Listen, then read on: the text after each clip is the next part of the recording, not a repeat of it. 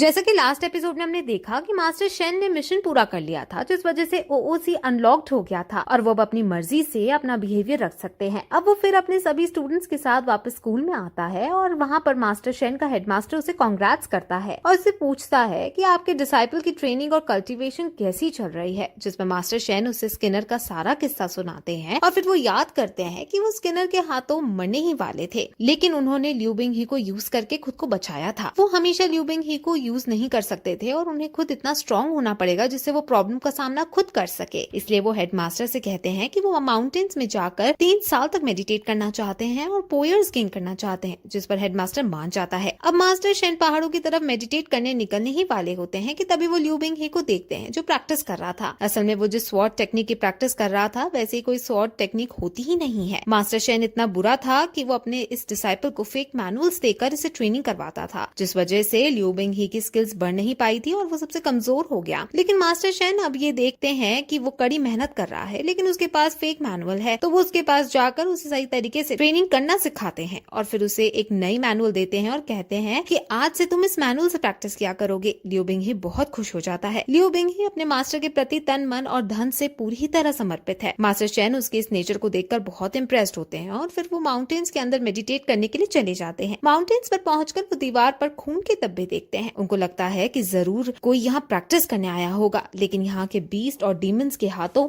मारा गया होगा। वो फिर मेडिटेट करने के लिए बैठ जाते हैं, लेकिन तभी उन्हें एक आवाज सुनाई देती है और वो जब बाहर जाकर देखते हैं तो उन्हें एक आदमी दिखता है जो मास्टर शेन को देखते ही मास्टर शेन पर हमला कर देता है। हालांकि मास्टर शेन क्योंकि बहुत ताकतवर है इसलिए वो आसानी से इसे बच जाते हैं और उसको घायल कर देते हैं। अब मास्टर शेन को याद आता है कि ये आदमी लियू किंगे है और ये 12 स्ट्रॉन्गेस्ट पीक मास्टर्स में से एक मास्टर है। ओरिजिनल नॉवल की टाइमलाइन में मास्टर शेन जब यहाँ मेडिटेट करने आया था तब मास्टर शेन ने इसे जान से मार डाला था, लेकिन अब इस समय master Shane story line change करने के लिए इसको नाम मारने का डिसाइड करते हैं। वो इसे दोस्ती बनाने की कोशिश करता है और कहता है कि हम दोनों एक ही क्लैन से ताल्लुक रखते हैं और हमें एक दूसरे से लड़ना नहीं चाहिए। लियू किंगे मास्टर शेन की ये बातें सुनकर बहुत शॉक होता है क्योंकि सबको ये बात पता थी कि मास्टर शेन कितना ज्यादा बुरा है, लेकिन आज उसकी मीठी मीठी बातें सुनकर उसके होश उड़ जाते हैं। लियू किंगे को लगता है कि मास्टर शेन कोई ट्रैप रच रहा है और मुझे फंसाने की कोशिश कर रहा है, इसलिए वो मास्टर शेन को दूर हटने के लिए कहता है। मास्टर शेन समझते भी हैं कि अब मैं बदल गया हूँ, लेकिन वो नहीं समझता। अब मास्टर शेन खड़े होकर वहाँ से जाने लगते हैं और उसे इतना कह जाते हैं कि अगर तुम्हें कभी भी कोई हेल्प चाहिए तो मास्टर शेन हमेशा तुम्हारे लिए अवेलेबल है। अब फिर मास्टर शेन मेडिटेट करने के लिए आसन पर बैठ जाते हैं और फिर डीप मेडिटेशन में चले जाते हैं। वो 3 साल तक इसी वे में मेडिटेट करते हैं और फिर 3 साल बाद वो खड़े होते हैं। वो पहले से ज्यादा स्ट्रांग हो गया था और उसे बहुत सारी नई स्किल्स भी मिली थी। अब वो फिर बाहर जाता है और अपने सामने शहर को जला हुआ देखता है। चारों तरफ अफरा तफरी मची हुई थी और सब इधर उधर भाग रहे थे। सभी लोग मास्टर शेन के पास मदद मांगने के लिए आ रहे थे। असल में डीमन क्लैन ने इन पर हमला कर दिया था और वो सभी को मार रहे हैं। अब मिंग फैन और निंग यिंग भागते हुए मास्टर के पास आते हैं। उनके पीछे डीमन क्लैन के लोग पड़े हुए थे। मास्टर उन लोगों को मार देते हैं और फिर मिंग फैन मास्टर को ग्रीट करके कहता है कि हम आपके आने से बहुत खुश हैं। वो मास्टर शेन का फेवरेट डिसाइपल बनना चाहता था, इसलिए वो उनकी बहुत ज्यादा चापकोसी कर रहा था। इसलिए मिंग फैन उसे साइड हटाकर खुद मास्टर के पास जाकर कहती है कि यहाँ डीमन क्लैन ने अटैक कर दिया है और लियू बिंग हे खतरे में है, प्लीज आप उसे बचा लो। अब मास्टर शेन तुरंत लियू बिंग हे को बचाने के लिए आगे बढ़ते हैं और जो लोग लियू बिंग हे को पकड़ने की कोशिश कर रहे थे मास्टर शेन उन सभी को मार देते हैं। मास्टर शेन लियू बिंग हे को अब संभालते हैं और उसे तलवार देते हुए कहते हैं कि तुम्हें स्ट्रांग होना होगा। अब फिर वहाँ मिंग फैन आता है और उन्हें बताता है कि डीमन क्लैन ने क्योडिंग पीक को चारों तरफ से घेर लिया है और उन्होंने कई सारे डिसाइपल्स को घायल भी कर दिया है। असल में इस कॉन्टिनेंट में 12 पीक्स मौजूद हैं और इन 12 पीक्स में से एक पीक क्योडिंग पीक है। इन 12 पीक्स को जोड़ने वाला एक ब्रिज यहाँ पर बना हुआ है और डीमन क्लैन उस ब्रिज को भी तोड़ने की कोशिश कर रहे हैं। इस ब्रिज का नाम रेनबो ब्रिज है। अब मास्टर शेन ये सब सुनकर अपने सभी बाकी डिसाइपल्स को इकट्ठा करने का ऑर्डर देता है और उनके सभी डिसाइपल एक एरे की फॉर्मेशन में डीमन क्लैन के सामने जाते हैं। डीमन क्लैन के अंदर बहुत खतरनाक दिखने वाले डीमंस थे। अब फिर उनके आगे मास्टर शेन आते हैं और उनको लड़ने की चुनौती देते हैं। उनके डिसाइपल भी अपने मास्टर्स के लिए अपनी खून की एक एक बूंद तक बहाने के लिए रेडी थे और अब वो सब मास्टर के अटैक ऑर्डर का इंतजार कर रहे थे। अब डीमन क्लैन ये सब देखकर डर रही थी, लेकिन तभी डीमन क्लैन के अंदर से एक लड़की निकलकर बाहर आती है। ये लड़की बहुत सुंदर है और इस लड़की का नाम शा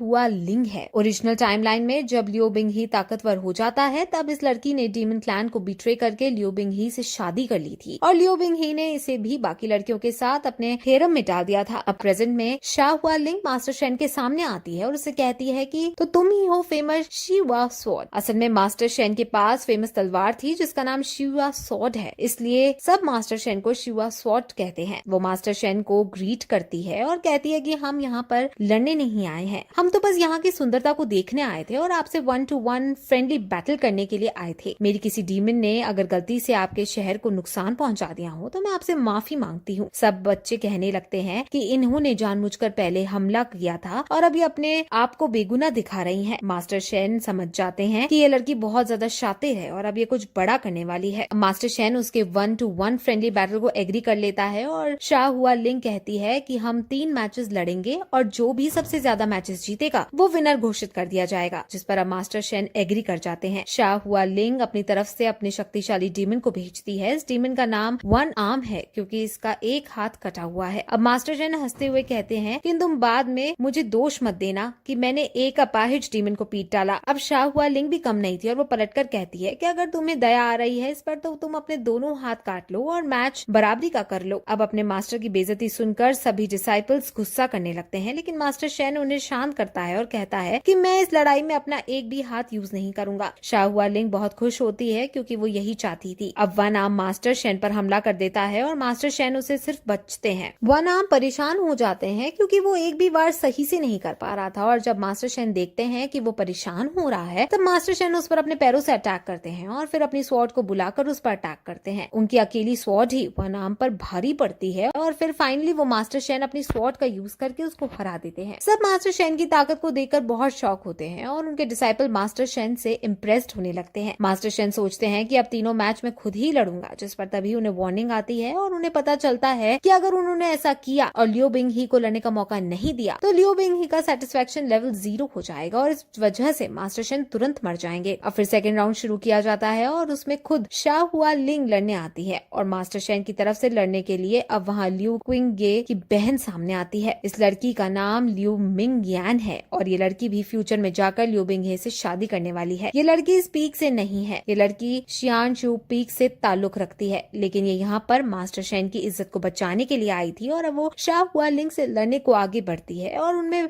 बैटल होने लगती है। वो दोनों डांसिंग स्टाइल में एक दूसरे पर अटैक करते हैं क्योंकि डांस करते करते दोनों अपना अपना ऑरा छुपा पा रहे थे और वो अपने मन को भी शांत रख पा रहे थे। बाकियों को लगता है कि ये बहुत स्लो मोशन फाइट हो रही है, लेकिन उन दोनों का मन शांत था और दोनों का ऑरा एक दूसरे से छुपा था, जिस वजह से दोनों के लिए एक दूसरे से लड़ाई करना भारी पड़ रहा था और वो दोनों ही एक दूसरे को हराने के लिए काफी स्ट्रगल कर रहे थे। लेकिन अंत में शाह हुआ लिंग जीत जाती है और मास्टर शेन को हार का सामना करना पड़ता है। डीमन क्लैन बहुत खुश होता है और फिर वो अपना तीसरा योद्धा लड़ने के लिए भेजता है। इस योद्धा का नाम एल्डर हैमर है। इसके पास बहुत बड़ा हैमर है और ये बहुत ज्यादा बेरहम डीमन है। इसकी बॉडी पर एक आर्मर लगा है जिसके अंदर जहर अटैचेस हैं और अगर कोई गलती से भी इसके आर्मर को टच कर लेता है तो उसके अंदर इसका जहर फैल जाता है। अगर ये जहर इंसानों के अंदर फैल जाए तो वो थोड़ी देर बाद मर जाएगा क्योंकि इस जहर का कोई क्योर नहीं है। मास्टर शेन के डिसाइपल्स बहुत गुस्सा होते हैं कि वो फ्रेंडली मैच में पॉइजन का यूज कर रहे हैं, लेकिन शाह हुआ लिंग कहती है कि अगर तुम्हें डर लग रहा है तो तुम सरेंडर करके हार मान सकते हो। अब वो और भी गुस्सा हो जाते हैं, लेकिन मास्टर शेन इस मैच को अप्रूव कर देता है और अपनी तरफ से लियू बिंग ही को लड़ने के लिए भेजता है। अब जैसे ही वो लियू बिंग ही को इससे लड़ने के लिए कहते हैं वैसे ही वो बहुत शॉक हो जाते हैं और निंग यिंग रोने लगती है क्योंकि एल्डर हैमर बहुत बेरहम डीमन है और वो इसे ना सिर्फ हराएगा बल्कि इसे जान से भी मार डालेगा। सब बच्चे मास्टर से ऐसा करने के लिए मना करते हैं, लेकिन मास्टर गुस्से में लियू बिंग ही को आगे बुलाते हैं और कहते हैं कि मैं जो भी कर रहा हूँ वो सोच समझ कर रहा हूँ। अब लियू बिंग ही उससे लड़ने जाता है और उस पर अटैक करता है, लेकिन एल्डर हैमर पर इसका कोई असर नहीं होता और एल्डर हैमर अब लियू बिंग ही पर अटैक करता है। वो लियू बिंग ही को बहुत पीटता है और फिर उसको जान से मारने के लिए अपना